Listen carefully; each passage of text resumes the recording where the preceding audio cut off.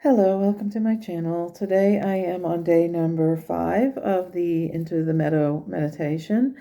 The series of meditations will last 21 days, and then I'll probably move on to another group of 21 meditations. But I'm five into it, so I'm not going to worry too much about it right now.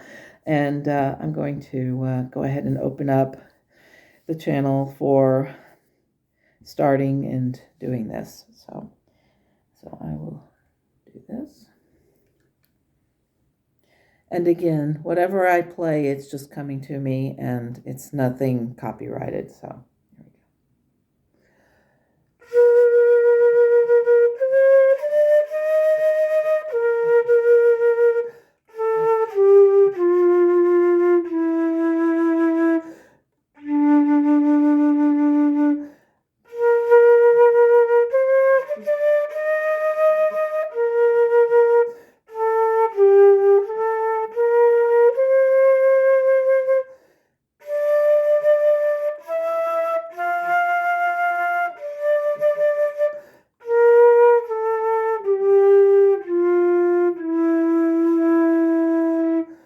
here we go.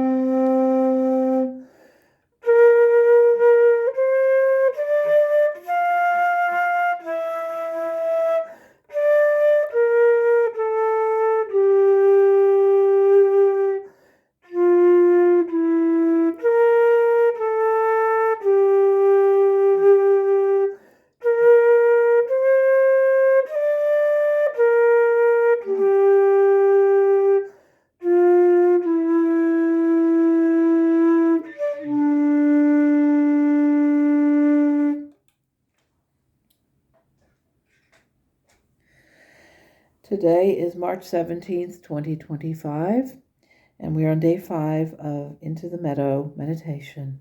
And here we go. I said, it's becoming increasingly difficult to keep my energies heightened. I don't know what more I can do with this.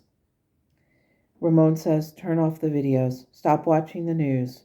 You know that. Logically, it is doing you very little favors. Yet you are watching too much of it. The best thing to do is to focus on the things that raise your energies. If you reach a point where you want to give up, then you will not come to the place where you want to be. I said the entire mindset of people is all over the place. People are so angry. I can sense it when I go online. The politics of the day is having an impact on every aspect of life. How can we logically move forward? I mean, even yesterday in the back of my mind at the craft fair, I was thinking about the state of things. People are worried. They are afraid. Ramón says, yet when you were at the craft fair, you noticed that there was a lot of activity around you. You must recognize that although you have empathy for others and like the airline safety measures, you must first take care of yourself before you can assist others. That means you can take a cautious step with this, but it does not mean that you must allow yourself to drown in the emotions of others. You do understand the idea that people are contending with issues, but their issues are not your issues. Think about this. Do you think that many of these people were concerned with you when you were facing some sort of consequences? You understand that karma is a part of the human experience.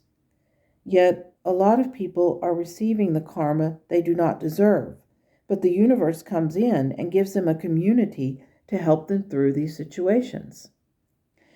We did discuss this in relation to the economy in the U.S. The feelings you have in relation to others are normal. Some call it survivor's guilt. But you have no reason to feel guilty. Karma happens, just the same as consequences happen. The interesting thing about this is how much people can learn. The irony about lessons, regardless of how many people believe that they are better than others based on color or orientation. They are seeing that they are all in the same boat. Sinking or swimming will be a decision that they alone must make. Will they choose to sink into the notion of blame? Or will they take responsibility for the actions they partook in?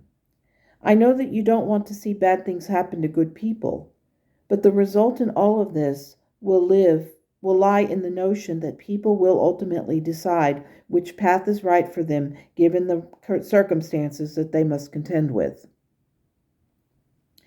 You are choosing to make the best of things, using your creativity to explore ideas that should make a difference to you. Trying new things and exploring ideas. By doing this, you are allowing yourself the opportunity to detach from all of this.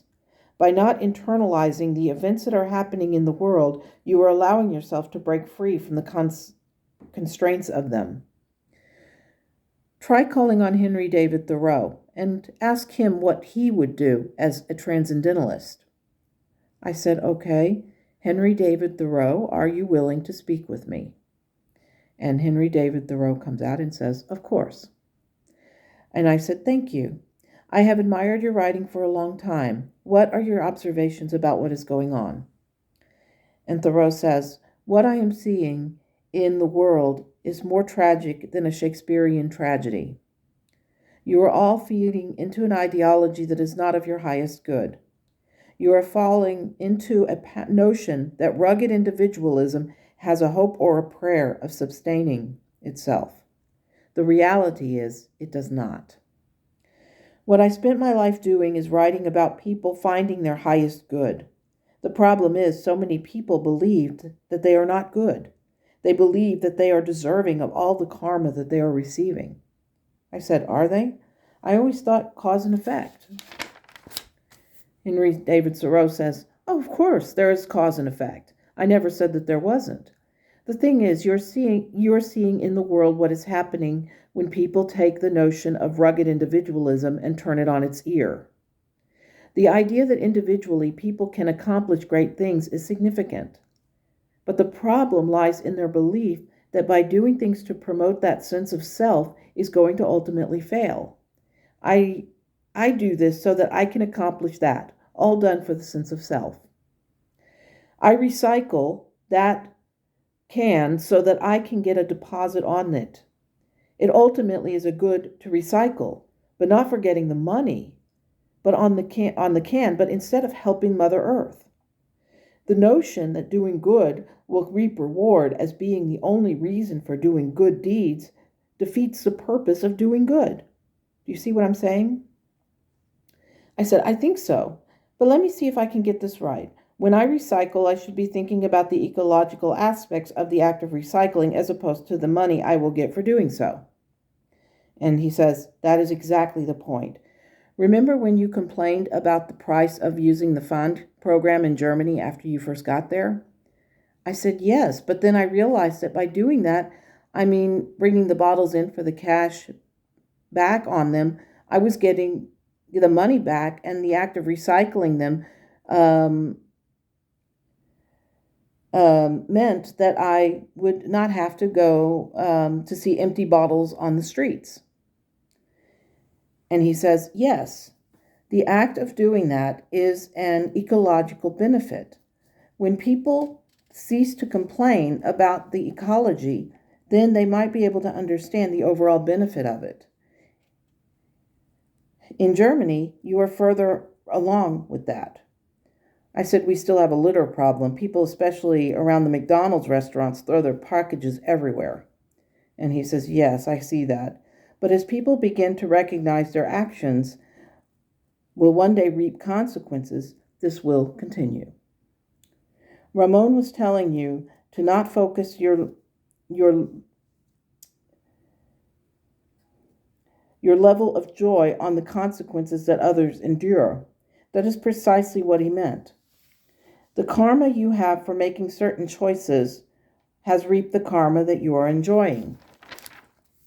The karma that they are experiencing is also consequences of their choices. I said, but if their choices are not for this upheaval, they didn't choose this. And Thoreau says, no, they did not. Not any more than I chose to go to jail. But look at the possibilities for lessons. Without that experience, I would not have known what I did. Without you not going through cancer, you might still recognize the toxic conditions in which you were forced to live in. The idea that you must feel guilt for the experiences of others is, in a word, absurd.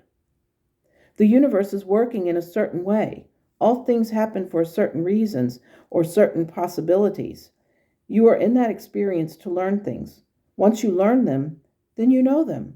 It's not necessary for you to experience the lesson again and again. It's rather like trying to reinvent the wheel. The lesson has been learned. Once you know it and accept it for what it is, then you will be able to move on to other lessons. You see, Yvette, you are in the process of learning new lessons, and once you have learned them, you know already what decisions to make to avoid these lessons. Let's take something abstract, something that you learned a long time ago. When you do arithmetic, you know that 1 plus 1 equals 2. When you took a test in mathematics, what did your teacher say when you tried to say 1 plus 1 equals 3? She said that the answer was wrong, that my answer was incorrect, and that if it had been a test, I would have lost points on it. And he says, correct. You would have had to learn that 1 plus 1 equals 2. So when the question came up again, you said that the answer was 2. Why didn't you say 3? And I said, because it was wrong. And he said, okay, good. Now let's try something else. You're walking down the street and you come to a stoplight. What do? I said, I wait for it to turn green before I stop out onto the street. And he said, why green? And I said, well, once I stepped out and it was red and I was nearly hit by a car. And he said, so you will not step out when the light is red. You learned that it was far more logical to wait for the signal to change. In both of these instances, you had an action and you had a consequence. If you had tried to write 1 plus 1 equals 3, then you would have met with a negative consequence. And it would be the same as what you would have received if you walked against the signal. You know that this is what would have been a similar scenario if you had voted in a certain way or you had eaten something that you are allergic to. You avoid these lessons because you already know the outcome. So when you ask yourself, how could it be that you have made a choice that has reaped something good, you can simply say, I've already learned this lesson and the universe has seen what I chose, and then it gives me the array of new choices and new options. This is why Ramón has been telling you that you should not feel guilt for having decided that 1 plus 1 equals 2. The others are still in the process of learning this. When they give up the notion that these issues can be answered falsely again and again, then they will recognize that they now have a choice once again to respond with the most beneficial answer. I said, you make it sound so simple. And Thoreau says, it is simple. It is perhaps one of the most simple things that there is. The fact that people are still trying to gauge it and put square pegs into round holes sometimes amazes me. So if we are done, I have a chess match with Ralph to continue. And I said, Emerson? And he said, yes, but I always call him Ralph. He's a smart guy, but sometimes a sore loser. And I laughed. I said, you made me smile. And he said, good, that was the intention. Take care, Yvette, and thank you for calling me. Many of us are waiting to talk to you. We just are waiting for you to be ready. I said, thank you, Henry. Can I call you Henry? He says, well, that is my name, so yes, you may. Thank you for asking. Cheerio. And I said, okay, Ramón, this was interesting. Now, I know why that is that this happened. He's very logical. And Ramón says, yes, logic. It is a strong idea with him. But it does seem to me that now you have finally understood the ideas about lessons and not feeling guilt when you choose something. I said, go figure. His example really made a lot of sense. That made everything seem so simple. I can hardly believe that I got to speak to one of my favorite writers from the 19th century. He was as smart as I imagined him to be. That was great. Ramón says, you can each day actually talk to someone else who influenced you, to let them in. So when you are ready, then those who are all ready to offer you little nuggets of insight. The real surprise is that just about everyone who is watching this can do this. They just need to have confidence in themselves and believe that they can do it as well. I said, for me, it feels like an accomplishment. And Ramon says, it doesn't downgrade your experiences and your accomplishments with this, because there really are so few people who've actually recognized their potential. In showing people that they can do this, you are doing what was intended for you. Instead of boasting and saying you're special, you're spreading the word that others can unlock their potential. For that reason, I'm really proud of you. I said, thank you, Ramon. And I said, and thank you, Henry, for coming to me today. Good luck with that chess match. And in the distance, I could hear him say, checkmate, I win. And I think we all won. That was the end of the meditation. And I think we all won with that. I think that was a very logical discussion, but it was also really kind of cool. Yeah, I've always loved the transcendental writers of the late 19th century, and I've often wondered if that was where Merle Fillmore and Charles Fillmore got inspired to start the Unity movement. Maybe one day I'll have to ask about that, because I think it would be really interesting to explore that. But at any rate, I think it was very interesting how I had gone through all of this guilt and all this thought about survivor's guilt and stuff like that, about all of this, and how he put it into such finite things like a cross signal or crosswalk or a simple arithmetic. I mean, it just seems so logical now. It seems like something that I probably should have known a long time ago that I didn't realize. So that was the big lesson for today. I think that the universe is saying, okay, we're going to keep teaching you this lesson, and until you learn it, until you really understand it and can make other decisions, then we're just going to keep throwing you that same question, and we're going to keep asking you the same things and see if you actually get it. So yes, universe, I got it. I understand now what is meant with all of this, and the fact that I'm actually able to ask people if they want to speak to me is really kind of mind-blowing. And it's really, I could do this every day. I mean, this is just really amazing. So it's not just me talking to Ramon or Sunshine or Nigel. It's me talking to a vast array of people who are interested in giving their insight about what's going on in the world today and what we can do to better navigate it. So I'm really grateful for that, and I'm really, really happy that I'm able to do this. So I thank you again for listening. Thank you for taking the time to be a part of this, and thank you for subscribing, commenting, sharing, liking. Everything that you're doing is wonderful, and I appreciate it. So thank you very much, and I wish you a wonderful day. As always, namaste.